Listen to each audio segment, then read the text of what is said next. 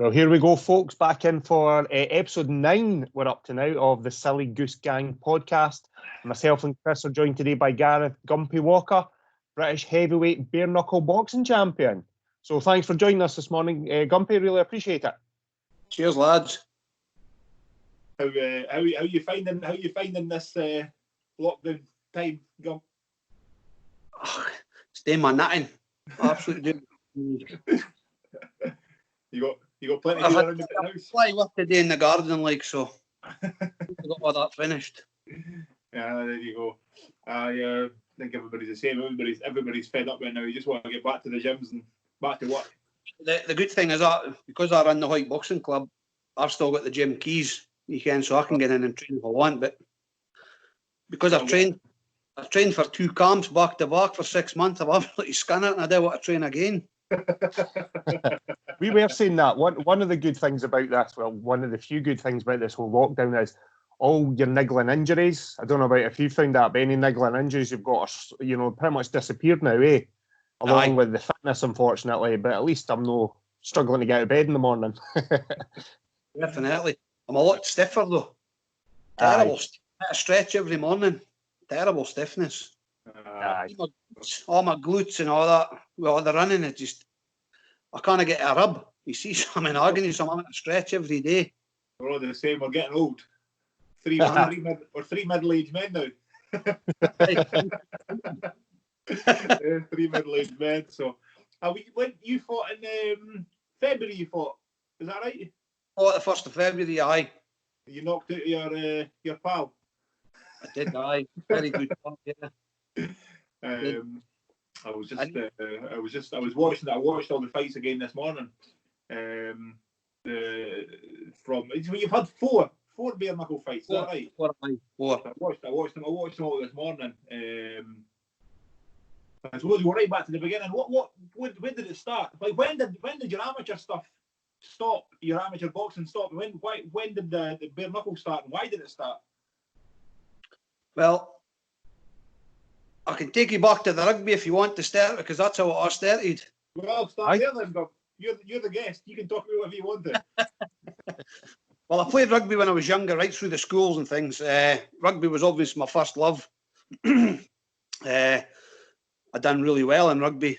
As I got up to the semi-juniors, which is under 18s, I played every level for the south of Scotland. 18s, 19s and 21s, captained them. And then I got a Scottish under 18s cap, 2 caps for them. You got a tie in their days. Played toured Spain, and then played against Ireland. And then after that, I got into the Hoyt team. This was before professional rugby started. It was about 90, 95, 96. So it was a huge honour to play for Hoyt then. And as I say, my career came to an end in 2001. I got a neck injury, believe it or not, and I shouldn't be fighting, obviously, but I thought I'd broke my neck, but it was just a ligament. All right. It just never ever healed, so that's all. My neck's always stiff as hell. You can. I've got arthritis now in my neck because it. Thank Christ.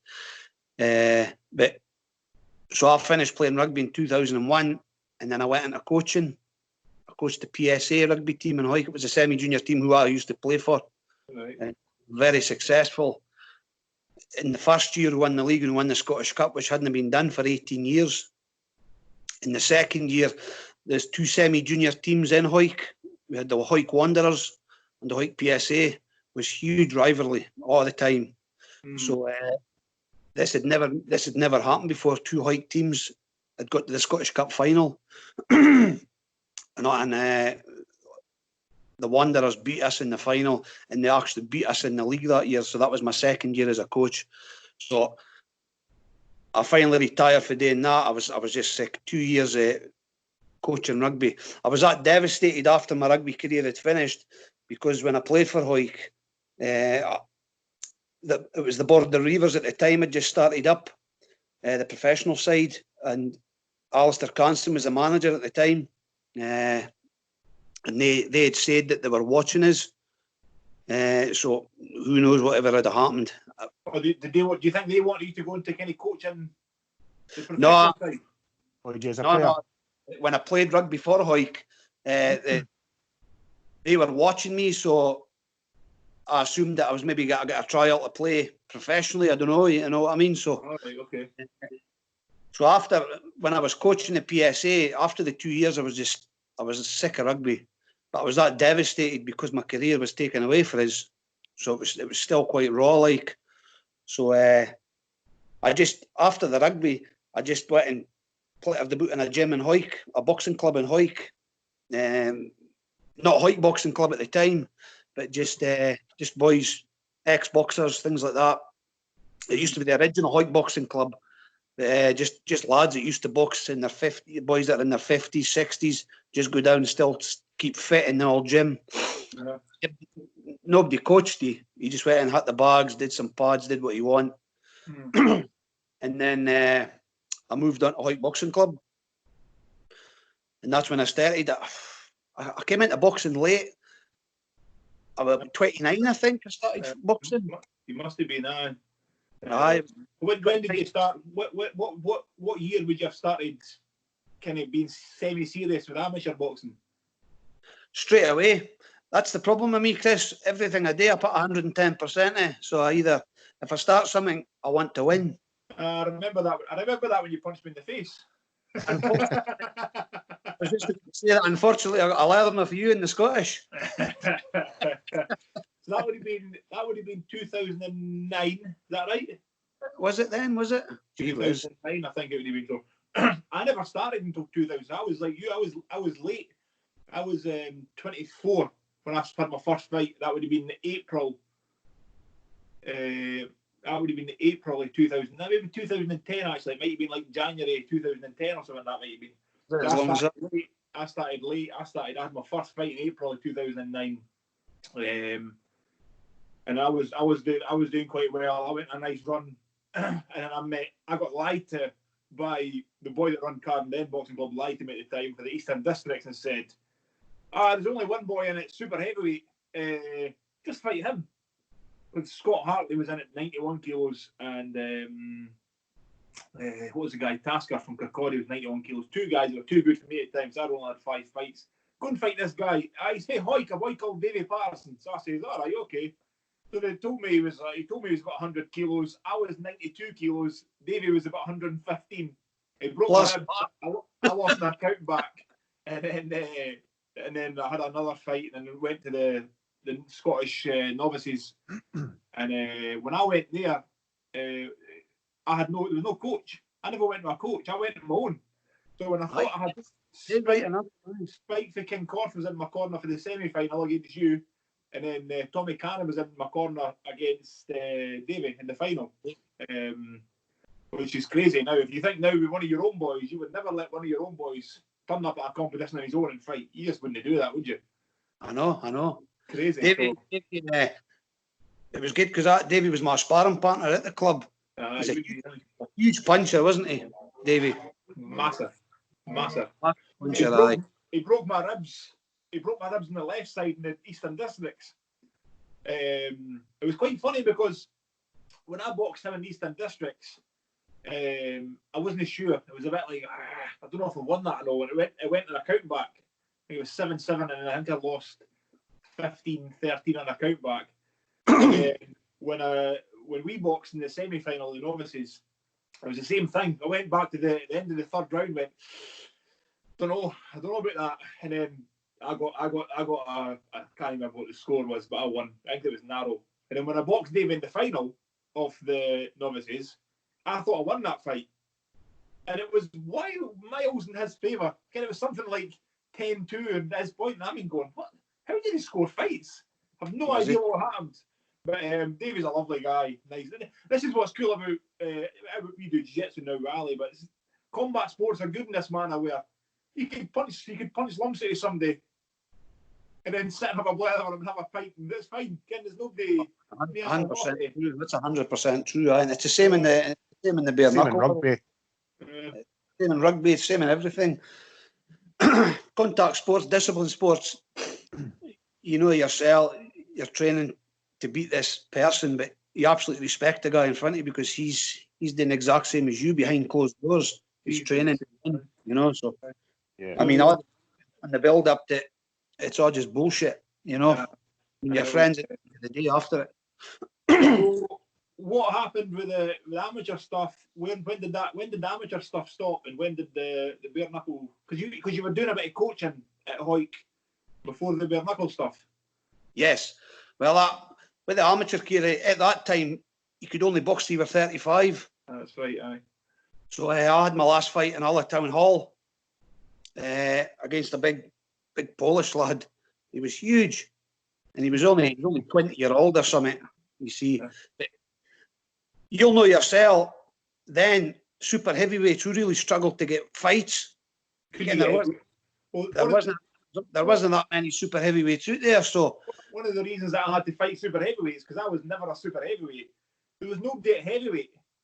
Aye. So one of the reasons that I stopped boxing was I would fight anybody, and you just couldn't get fights. There was nobody to fight. You'd end up going over the same 2 or 3 boys all the time, and it just this is terrible. So super, because you could never have made heavyweight, so you were a super heavyweight, and there was nobody. There wasn't anybody to fight. There just wasn't. No, there wasn't. I mean, I boxed at 100 kilo, and I mean, I can remember Stevie Maguire's show, Glenn Ruth's show, and I was to box an exhibition because I couldn't get an opponent, and it was Liam Rust. You ken Liam from Alloa? Aye, I do, aye. Aye, Liam, nice lad, Liam. I mean, I turned up, he was only 92 kilo or something, 94 kilo. It was Gibby, I can't mind the Gibby's. Aye. Nice lad. So they came up to me, they weren't going to have the fight. So they says, we'll just take it as an exhibition. And I was furious. So we went out and the referee had says, big Stevie Maguire came up to me. He's a big naughty bugger, Stevie, like, he gave us 10 gloves. 10 gloves in an exhibition. He says, punch his block off for making an exhibition. I says, so when I went into the ring, the referee had come up to us and says, if he hit this boy, I'm going to stop it straight away. I says, are you joking? And Liam was punching the onions out of me, and I wasn't allowed to punch him back. It was a fucking embarrassment. Well, I tell you, this happened to me once, Gump. When I left Camden at the first point to go to Kinross. My last fight at Kinross was the same, almost exactly the same thing happened to me. So I was 91 kilos, and they were meant to have a guy from Clovenstone from me to box.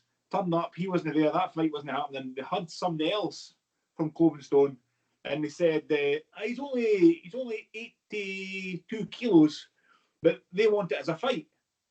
So I can't remember his name now. You'll know the coach. I'm terrible with names. And he came up and said to me, no, we want it as a fight. And I said, if I beat you, you're going to complain about the weight. If I lose to you, then folk will go, oh, you lost a light heavyweight. I said, I can't win. No, nothing like that. So the fight went on. He was quite a slick boxer. I think he had won the Scottish titles when he was younger. He outboxed me for the first round, and then I went, fuck this. And I went forward, cracked him with something. As soon as I hit him, he just put his head down. He was tying up. He was making it ugly. He was pushing me in the ring because he was getting frustrated. He got disqualified. And the first thing they done after that was say, you were too heavy. And I said, you just wanted it as a fight. It was meant to be an exhibition. So you can't... Is that Rob McHugh? I can't remember the name, Gump. I'd be lying if I told you. Rob's in the ones again. It wasn't Rob wasn't there. It wasn't Rob McEwen. It wasn't Rob. It was somebody else. Andy Leask. Honestly, I'm terrible with names. I've been hit the head too many times. I can't remember names, but they weren't happy. Exactly what I said, like what you're saying. You're like, oh, I can't win. But this is the problem you had at that time. Being a big lad in Scotland, there was no fights. What can you do? You had to take what you were given. The thing is, I was never a great amateur boxer. I was just tough. I could take a lot of punishment. Not that I wanted to take punishment, but the way I learned, I done a lot more sparring. I used to go sparring everywhere. So I'd gone up to Edinburgh and places like that to spar. I used to get some bloody hidings, but I just wanted to keep sparring all the time. I'd spar with anybody. And the question when he came on first is with the bare knuckle fight was there's a lad called Deca Heggie for Carlisle. Yeah, know the name, aye. You see, and he was the British champion at the time, bare knuckle. So one of the boys in Hoyk used to help out the coaching, Pat Mulroy. He's got his own club now in Selkirk. He was coaching Deca. And I heard they were in the gym training. So I finished work early and I got in my van and I shot down to the gym because I wanted to spar this guy. Like, I'd never said anything. I just walked into the gym and he wasn't there. So I went into the changing rooms and here he was sitting. He was huge, the boy. And Pat was in the toilets with him. And I introduced myself and I says, if you need a sparring partner, I'll help you. And that's how we started there. And by this time, I had a lot more experience because I'd sparred for years after it. So I thought I'd be about 39 year old or something when I was sparring Deca. And I'd go in and I was absolutely chomping the brains out of him. I mean, he was a tough lad. I could never put him on the ground, like. But, he's one of the boys. He's one of the boys. He's actually got a book, isn't he? You're a good reader. You like Deca Heggie's got a book. He's one of the guys. When you look at him, and you go, "He's a hard-looking bastard." He's one of the boys. Where you go, "Oh, I don't know if I want to fight him." I got a mention in his book. Oh right, aye. In fact, I've seen that. I have. Aye, one of the boys. He was fighting against.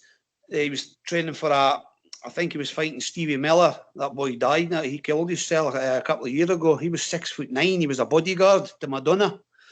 And Deca was fighting him, and I broke his ribs in a body shot in the last round. Right, that's what it is. Aye. And I knew it happened, but he disappeared for 3 weeks. And I kept saying to his coach, "Where's Deca? I mean, he needs to spar for this fight." And he never turned up. But obviously, it came out in the book what had happened. I was chuffed, like. The problem with Deca is he's a lovely lad to speak to, but he's pretty messed up in the head, and he just used me. Okay, I was organising sparring. I was trying to rush through my work because I run my own business as a plasterer. So I was trying to finish to get back to Hoyk to spar with him, and sometimes he wouldn't even turn up. So I was losing half a day's work. Right. You see, and it really started to piss us off, like. And the worst thing was one day is I'd organised. I said, "Well, I'll come to Carlisle," and I'd gotten in the car at 1 o'clock to head down, and I got a text message saying, "I'm sorry, I'm going camping." You're fighting for a title. What the hell are he doing, like? Is he still fighting? He's acting. He's acting. He's got quite a success.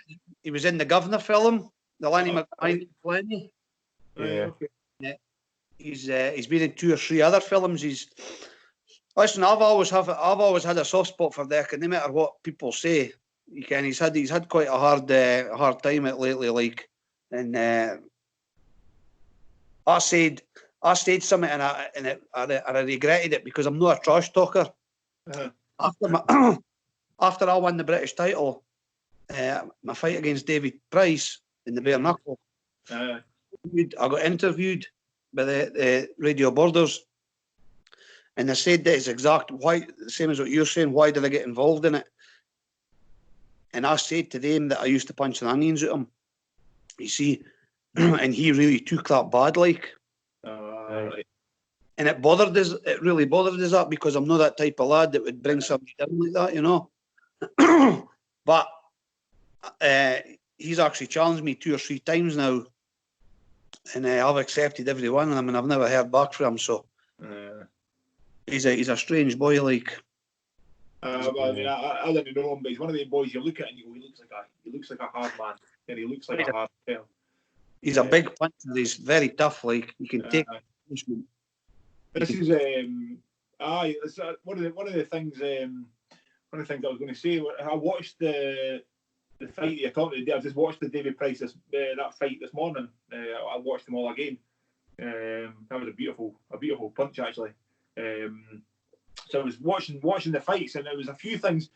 it's funny because going back, listening to what you're saying, that you didn't think you were a particularly great amateur. But when you watch your bare knuckle stuff, you can see. I don't know what anybody else's background is, but you can see that you had a bit of schooling about you compared to some other lads. There's a bit of schooling there. The first fight you had Ben Waddington. Ben Waddington was my second fight. It was a punch you kept throwing. It was a punch that I threw a lot. It was a straight jab to the body, right downstairs. You bring the hands down, and then you could see you were coming up. Ken, you could see what you were doing, how you were setting up. You could see there's a bit of amateur schooling there. I don't know what everybody else's background was, but a lot of them look like they're just exceptionally hard men. You look like you had a bit of schooling. I mean, you know yourself. I mean, you get out in a street fight, it's boots and saddles, heads, feet, legs, everything, and it's the usual windmill. But I mean, if you come up with somebody that's got a bit of technical ability, then you can yourself. It's really difficult to box somebody that's a bit because you just can't get in. And although I didn't have a huge amateur boxing career, I had a lot of experience with sparring. I've did thousands and thousands of rounds with all different people. You see, getting back to the Davy Price fight, you would never think I'd boxed in my life. I was doing the old street fighting with a wee bit of technical. It was just wild to start with. Like I was that nervous in the fight to start with, because I mean, this guy was a seasoned fighter and strong. And I mean, I believe he fought death as well. Is that right? Aye, twice. I mean, this boy could bang. Like, I've never felt anybody punch as hard as this in my life. And I mean, on the video, it doesn't look as though we're actually hitting each other hard, but I've got a tremendous jab. And I couldn't understand how he was standing up to the shots that I was giving him. Like, and vice versa. For a week after that fight, I had 4 knuckle imprints in my forehead. Like, That's wild. That's wild. How was the transition then, Gumpy, between amateur into the bare knuckle? How easy was the transition to go, like Chris is saying, from the more technical side to the borderline windmill street fight? How did that transition go? For me, it was easy. I just went and done it. Simple as that. I mean, after the amateur career, I went and done some unlicensed, because we weren't aged to box in the amateurs. I went and done some unlicensed fighting with gloves, and I mean, I was told that they had an opponent, and I made up I was a zero fighter, because you have to lie in that game, and they said I'm fighting a zero fighter as well. So I went into the ring, and the referee says, "You're not wearing any gloves." I had 10-ounce Reyes gloves on. I had them all taped. And he says, "You're not wearing any gloves." And I says, "But why?" I says, he checked in before I went in the ring. And he says, "Aye, but that you've put something in the end of them." And I mean, if you've ever wore Reyes gloves, the puncher's gloves, the proper boxing, the 10-ounce, when you make impact, they go flat at the end, they go hard. He says, "I put something in the end." So I had to go out and change. But I fought this guy.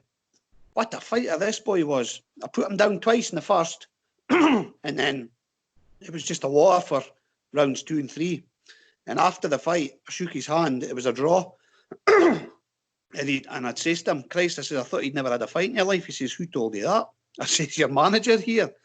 And he said, "I was a multiple national champion as a junior, and I was an ABA champion as a senior heavyweight." Jesus Christ. I says, "Oh, well," I says, "this old man just fucking leathered you then." I was pretty soft at that, like, because the boy was brilliant. Honestly, he was brilliant. You remember his name? Nah. I don't remember his name. He was a good fighter. Both hands. He was excellent at both hands. Like his feet movement was fantastic. Like you have to be pretty good to win an ABA title.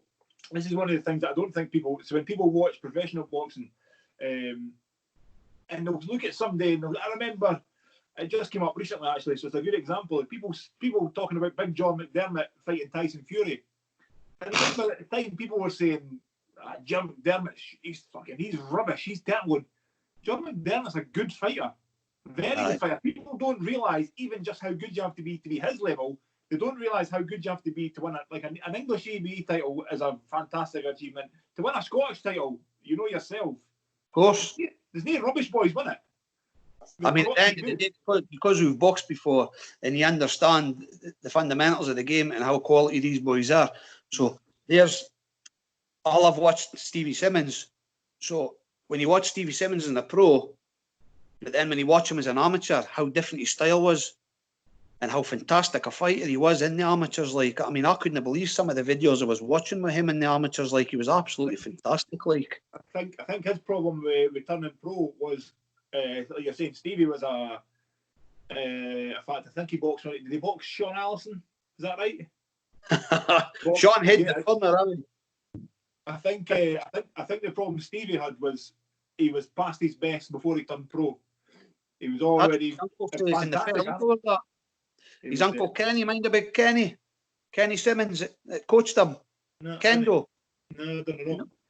Vic. Well, Kenny coached him, and he'd actually said that. Him and Kenny had fell out over that. Like, he just says, "Fuck in."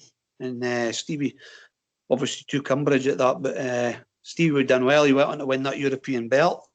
Yeah. I mean, he was still. I mean, again, still a good professional. But his best days were he was amateur. Kenny was. I mean, there's a couple of boys that I've spoke to, pals of mine, boys that I sparred. I won't name names, but like one of my pals who I boxed, and I've had to say to him as he was still boxing amateur recently, and he got beat off a couple of boys. He got beat off. What's the young laddie now? The young boy Crawford that's coming through. Sean Crawford. I can't remember where he boxed at Gumpy. He was, I think he won the intermediates or something. And he was apparently a very good, a 91 kilo boy that was coming up, apparently quite decent. Oh yes, the Crawfords from Edinburgh. He's got a brother. That's right. It's brother. So my pal had boxed Sean, and my pal was a very good light heavyweight. Moved up to heavyweight. He was my sparring partner for most of my career, 50 odd fights, and he lost to Sean Crawford, and I think it was Sean Crawford's 5th or 6th fight. And my pal was saying, "Oh, it was a great fight, though. It was a great fight." And I'm saying to him, "But you wouldn't have lost that fight 5 years ago. The fact that it's a good fight means that you're done. You shouldn't be having any fights with boys like that." And it was a hard conversation to get him to listen to what I was saying to him, saying, "You need to stop. You have to stop boxing." That's the worst thing. That's the worst thing I'm going through now. I'm going through that right at this moment, having to stop. You can. I mean, I'm starting to forget words and slurring and things like that. And you can all have a laugh about it, but sometimes I can be speaking to my wife and I just forget what I'm talking about, even in mid conversation. It's bloody terrible. Like, well, I mean, I had about 24 amateur fights. I've not done any bare knuckle stuff, and every now and again I'll slur a word sometimes and go, "Is that just a mistake, like a conversational mistake where I'm just forgetting what I'm trying to talk about, or have I got beginning into problems here?" And this is one of the reasons I've never had another fight. Is you kind of go, I'm 35 now, and you're going, is there a problem coming on here, or am I making up my head? There's only so many times you can get punched in the head. I mean, it's not in other sports as well. You know, talking about rugby, Gump, as well. I played rugby for a long time. Also played American football, and that's one of the big things that's coming out from both of those sports is that CTE, you know, the chronic traumatic encephalopathy that causes all those kind of conditions. And we're starting to see it in rugby. We're starting to even see it in, you know, football nowadays, where guys from played in the 50s, the 60s, the 70s with the old heavy leather balls that soaked up 3 pounds of water when it was raining. You're starting to see that. So undoubtedly, you know, in combat sports especially, when the main aim is to take the head, you know, attack the head, attack the body, you have to weigh up. You always have to weigh up, don't you, and decide what point do you say. We like you, Gumpy. I mean, there's no really much else you can do in that game, other than if they got you like a massive bare knuckle fight. If they got you like a Bobby gun and said that you're getting a lot of money for it, you'd say, maybe. Other than that, what else have you got to achieve? Well, this is it. This is what people are drumming into my head now. I mean, I'm 43 now, so I mean, I've really achieved quite a lot. If it was me advising you, in my head, you think I've never achieved anything, but Big Biff for Hoyk, my mate, he always says, sit there and write it down on a bit of paper. Everything you've done in your life, and you'd be amazed at what you've achieved, you know. So I mean, as I say, when I went back and fought in February there, I mean, for me, I said I'm retiring after the training camp was brutal. See, I did a 6-month camp, so I did a 12-week camp previous fight, and I had 2 weeks off, and I was straight back into another camp. So I was absolutely exhausted after it, like, and after that fight, it was just a huge relief, weight off my shoulders. You can, but obviously the chit chat's back now. You know, he's coming on and he has to say in that. Oh, I seen you were there's a bit of stuff with Lee McGarry saying a few bits and bobs. And, I can explain that because I never hide anything. What had happened is I was offered a fight before the Ben Waddington fight. It was the same time as the Ben Waddington fight, sorry. There was a lad from Newcastle, a big Polish lad called Lucas Parabek, and he was a southpaw. Now, I boxed Gary Fairgrieve. Gary's win the Scottish. Gary's a great boxer. I sparred Gary as well a couple of times. And I could not box a southpaw. So psychologically in my head, every time I went in with Gary, I couldn't get near him. I'd maybe hit him a couple of times and then I'd take a few loud ones, you can, because he'd pivot the other way and crack us on the other side. So psychologically, I thought there's no way I could beat a southpaw, and especially bare knuckle, you see. So I was honest, and I says to Sean Smith that I would rather take that fight.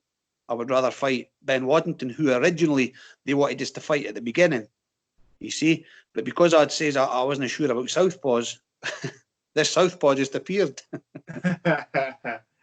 So it really. So when I fought Ben Waddington, I knocked him out in 24 seconds. So after it, I felt deflated. I felt like a coward. I couldn't believe I'd turned that down. And psychologically, I thought, I've never turned anything down in my life, so why did I do that? It really bothered us. So it says to me that what they've got to do is they've got to make Lee McGarry and Lucas Parabek an eliminator for the British to fight you. They were both southpaws, you see. So I thought, well, fuck it. I'm gonna have to. I can't punish myself any longer. You know, saying that I'm scared to fight a southpaw, because I was never scared to fight them. I just didn't want to get showing up. You know, and you can yourself, Chris. You can, if you've boxed a southpaw or sparred the southpaw.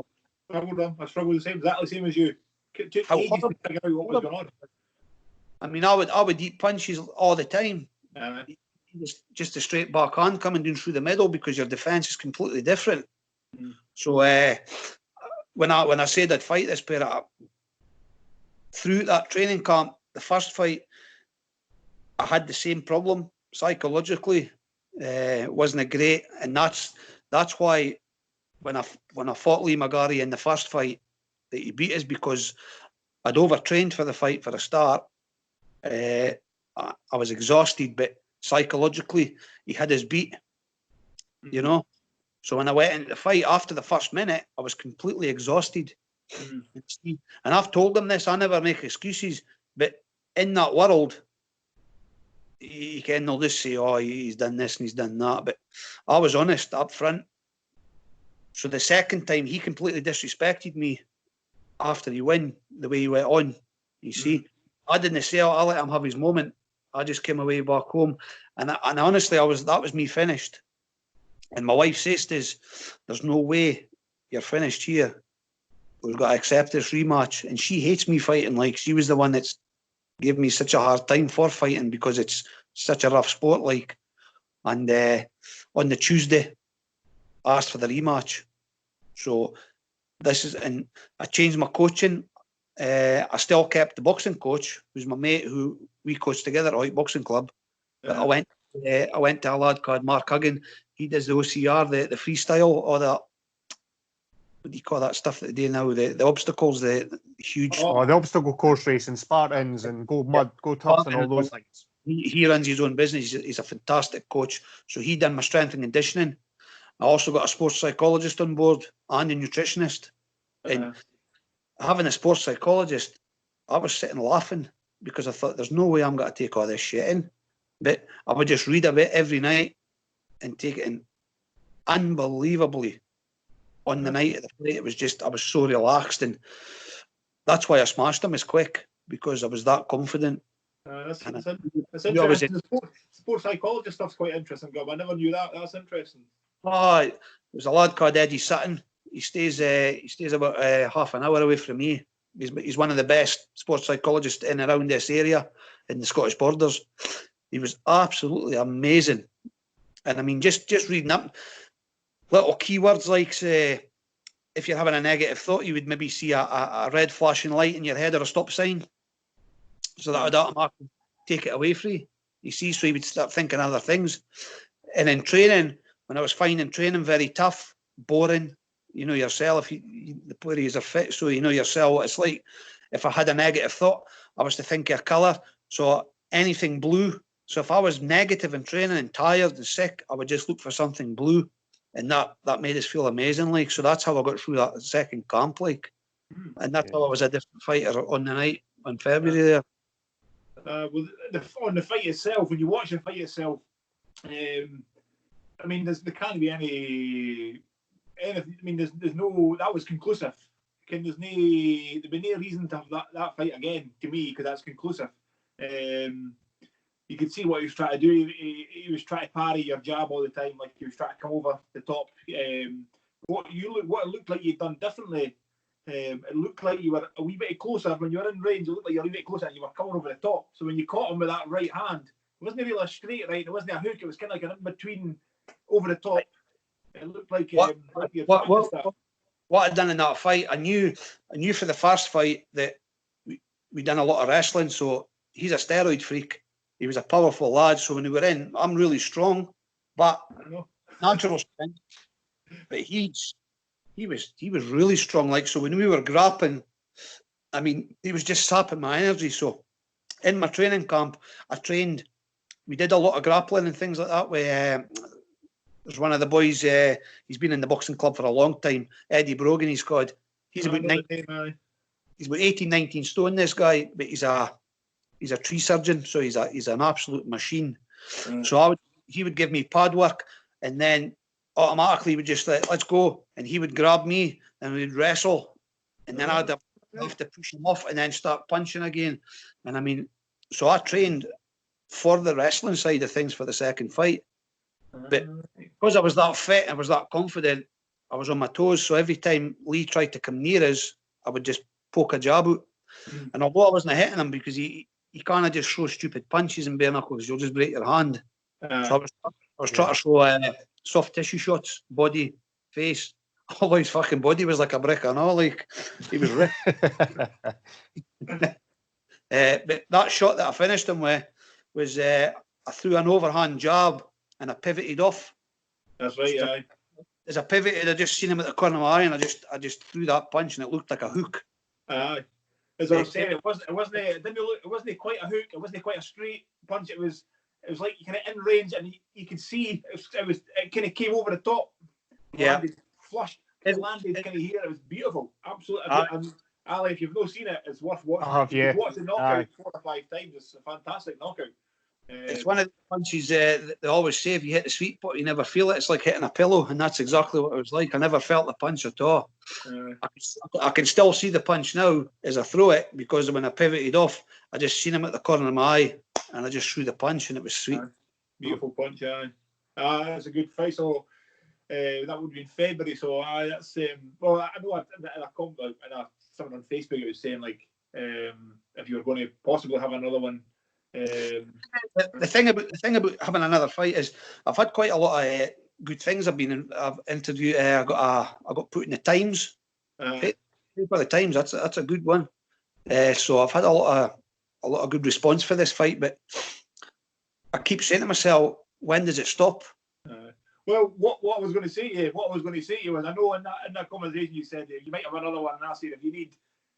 What I always do whenever I go to an amateur show or anything, I see any of the guys that I know, I'd always say to them, if you've got any big, because I know how hard it is to get sparring, so I would always say to somebody, if you're struggling for sparring, give me a shout, I'll come and spar your boys, no problem. and I know I said that to you at the time, you're struggling for sparring, but if you're saying you're a wee bit concerned about forgetting things and that, I tell you now, I didn't want to spar you if you're forgetting things. I didn't want to hit you in the head. I didn't get near this, Chris. No, I'm still got a spar. There's a lad called Luke Atkins. He was a world champion, bare knuckle fighter, good fighter. Luke.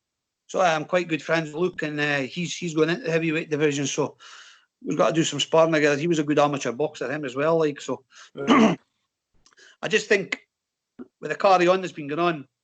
I mean, I understand how Lee McGarry's feeling, because I said after the fight I was retired. I'm a grandfather now, you know what I mean? So I have to start putting things into place. And because he's asked for the rematch, I don't know why he wants a rematch, but he's asked for the rematch, and I've never given him an answer. He's now starting all the bitching stuff, coming on and saying I'm a coward and I'm this and I'm that. And as he's seen the post, I lost the head, like, and I put that on. But I still feel if I didn't fight again, you've got that coward thing about you. Side of things, because you're turning that fight away. I know how you feel. I know how you feel. I felt the same in certain things as well, with boxing matches and things. But I would tell you, if it was me advising you, I would say, call it a day. Well, there's nothing else. That was conclusive. Him the rematch, but I always said I was going to retire after that fight. You know, I mean. Yeah. The thing is, you can't. There's no there's no better way to go out than a perfect knockout win. I know.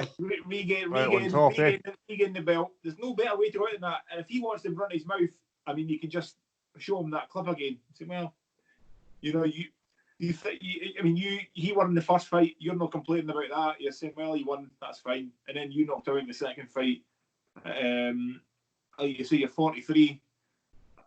There's nothing else to prove. To me, I would say, well, I mean, it's still, the thing is, what you can do now is be involved and help and coach and be, you've done all right at it, so you can now go and be kind of somebody that people can come to and give advice and help people.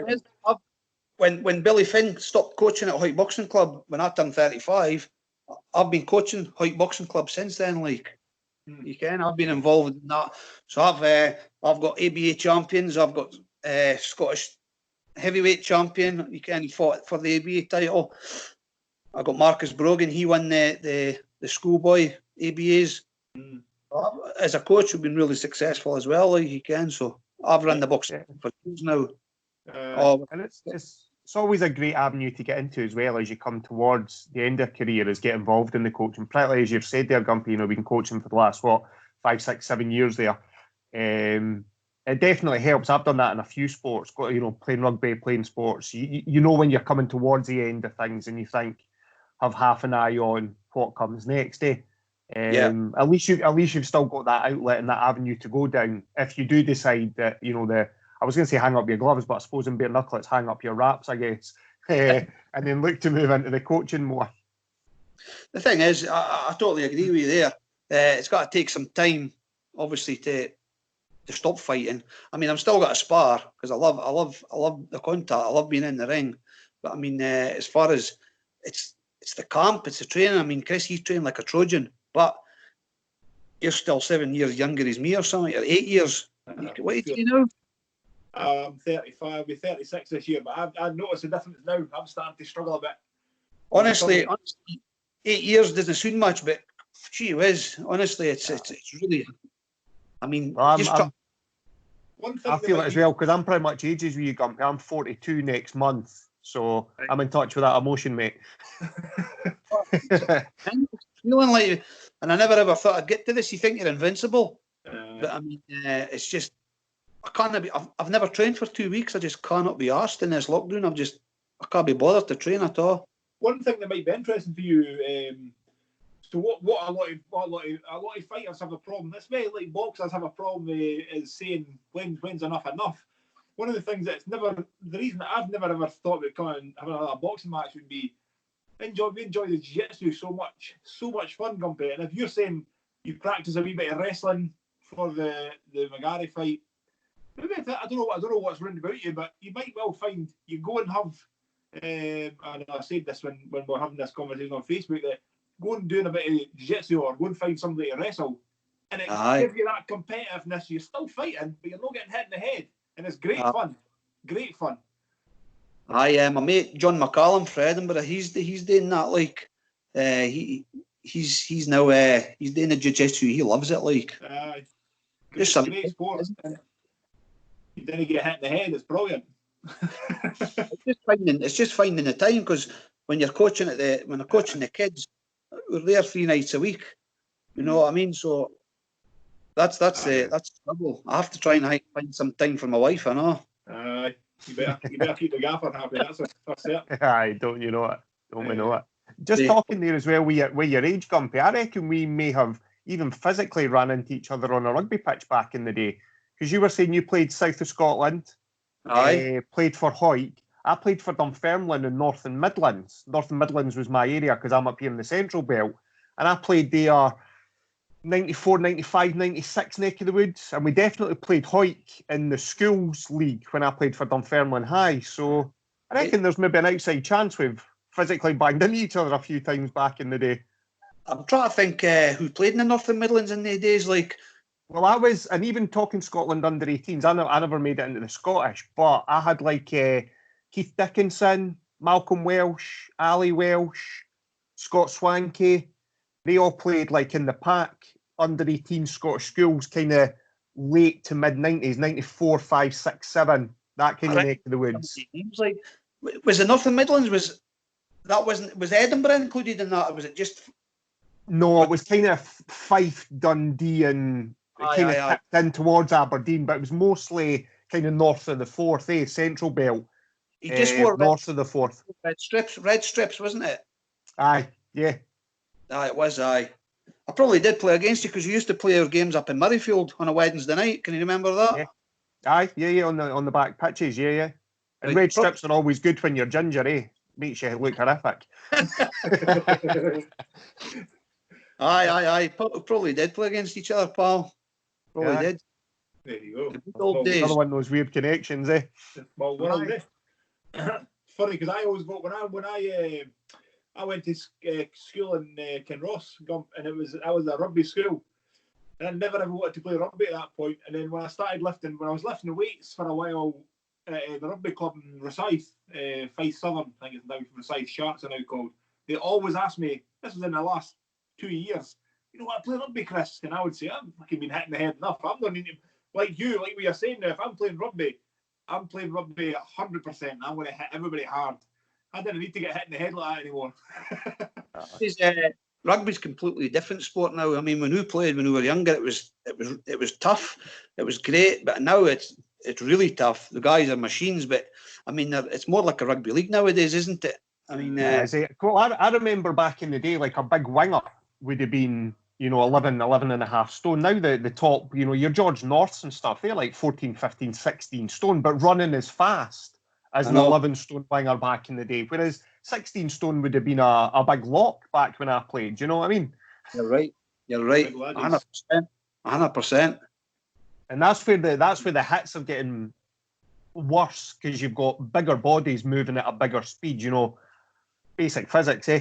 And then you've got a 16 and a half stone boy running at, a 10 and a half or an 11-second 100 metres, slamming into another boy running at that speed. And then you've got props that are 19, 20 stone but can still move around, and terrifying the size of the boys now.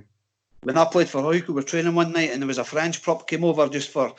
He went about one of the boys from New Zealand, and he was doing sprints himself down the touchline, and he must have been about 18, 19 stone, but he was doing a game. It was about 10, 11 seconds for the 100. Like, I've never seen anybody run like this in my life. It was an It's wild, eh?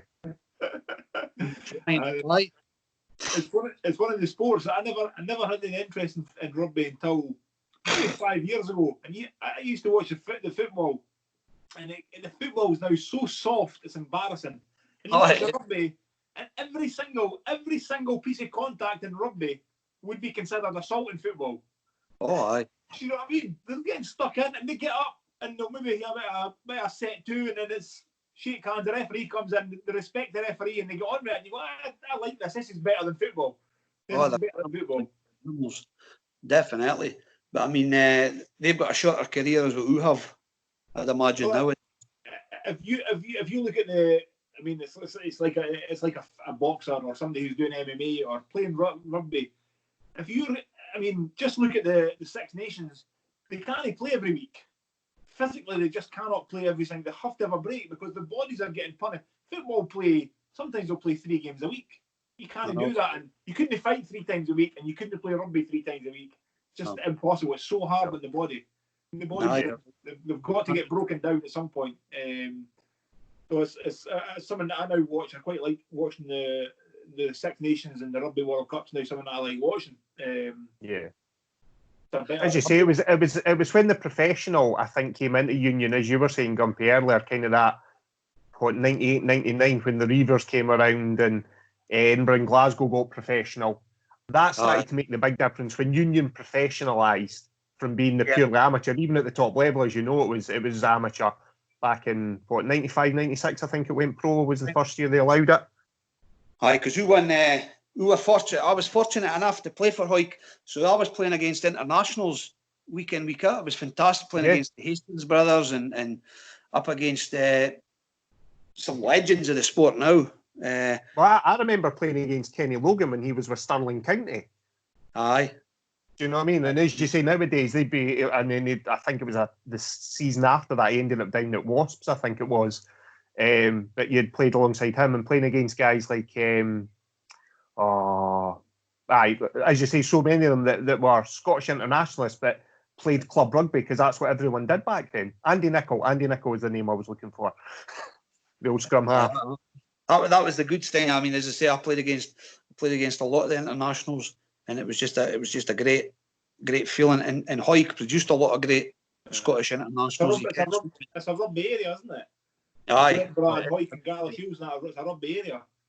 So at the time when I played for Hawick, you had like Sir Tony Stanger, who played in the wing for Scotland. You had Cammy's name. He played for Scotland at the time.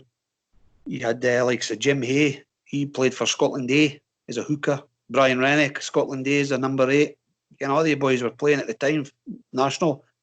You can, so it was brilliant. Good times then, like, it really was. So see when you were talking about, you didn't think you've achieved anything. You've actually achieved an awful lot. Okay, it was really good. It was good times, and as I say, it took me a long time to get over the rugby because I was devastated. Because as I say, it was my first love, you know, and I really wanted to. Great memories. It's good to look back on these things and think you've done them, and great memories you've got. I mean, just like I said, you've played with the Hastings brothers and things like that. That's cool. Really cool. Top was like it was like an eclipse of the sun. I tackled him, and as he got up, he punches in the head, and he says, "You little bastard!" Like that. I got up. I was starstruck. I was starstruck. Literally starstruck. Like, you could take a shot. You could take a shot. Dear. What, Ali, are you alright for time? I know you've got to. I keep going, yeah. You alright? I'm perfect, aye. You alright?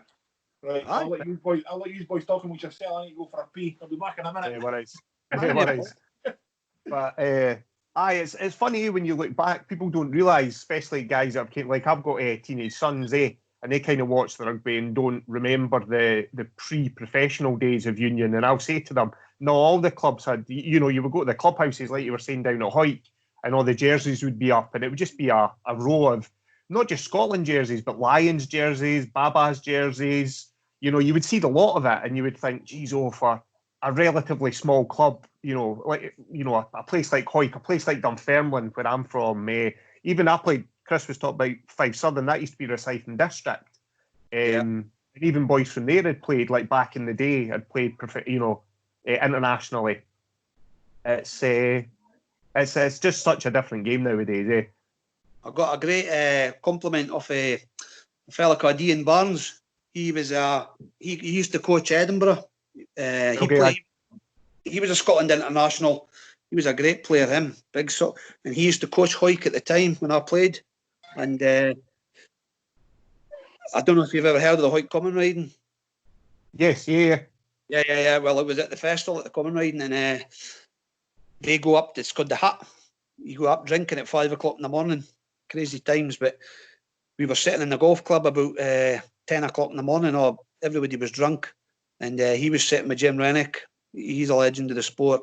Various other ex-nationals for Gala Shields, and he shouted us over, and they were all having a discussion about us. So he shouted us over, and I says, "What can I do for you today, Barney?" And he says, "I've told these guys you were the best back row forward in Scottish rugby at the time when I coached you." And I was laughing, and Jim Rennick, who I'm really good friends with, like, he's a cheeky swine, but as I say, he's a legend in the game, Jim Rennick. And he says, no, Gumpy. He wasn't clever enough to be a fucking great rugby player. And Barney was arguing. Says, "I tell you now, without a drink or with a drink," he says, "you were the best back row forward in Scottish rugby when I coached you." And he says, "It was a damn shame what happened to you." Like, I was chuffed to bits then. Like, everybody's got their own opinion of people he can, but I was chuffed when he said that. You know. Yeah. Oh, quite right too. As it goes back to what Chris was saying, you know, you're saying, "Oh, what have you done?" But you know, I mean, when someone like Rennick saying, you know, something like that, and it's one of those things. As you get a bit older, and you kind of look back and you think of the what ifs. You know, you're saying about your neck injury and stuff, and you think, if. But then you wouldn't have gone down the path that you've ended up on. So without that neck injury, you wouldn't have been British. You wouldn't have had a British title. So I know.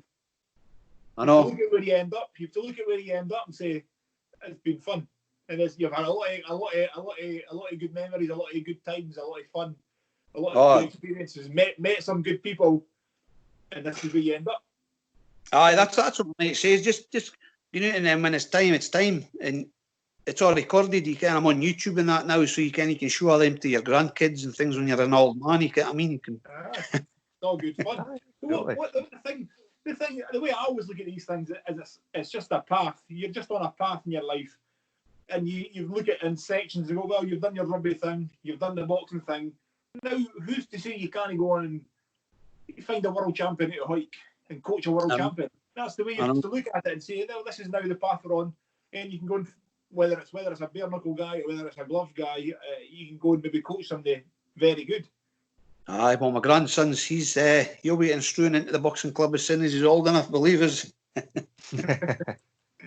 It's good. So, what is Big Davey still involved? Is he still coming in the gym or? Nah, Davy's got his own business, but he's got a lot of shoulder problems. Davy, like, I know, because he hit me that hard. No wonder he's got shoulder problems. he's got a dicky knee as well, like. Right. Off a nice laddie, Davey. Oh, he's a gentleman. He's a good lad, Dave. He's a good. One of the things I was going to ask you, Gumpy, are people ever surprised? Because I've known you for a while, and I knew you obviously even after we boxed, and you were always a lovely guy to talk to. Were people ever surprised when you? Because if you say bare knuckle boxing to somebody, they think thugs and kind of criminals and underground and all that, and then you meet you, and you're just kind of a big gentle giant. Are people surprised by that? He didn't have to be an arsehole to be tough. You can, I mean, at the end of you can. I mean, you can be a nice guy. I respect people. As I say, Chris, I respect people who do any sport, but I mean, especially the fighting side of things. I mean, in rugby, things like that. I mean, you've got 15, 14 other guys to help you, but when you get into a boxing ring, or again in judo on the mat, and it's only the twoies. You have to give anybody respect for actually getting in and doing that. Like, you can. That might be the quote of the day, though. You don't have to be an arsehole to be tough. I think we should get that on a t-shirt. That's the new quote of the day. I love that. The quote of the day. I want 5% of the sales, like. But when you get a t-shirt made up with your face on it, you don't have to be an arsehole to be tough.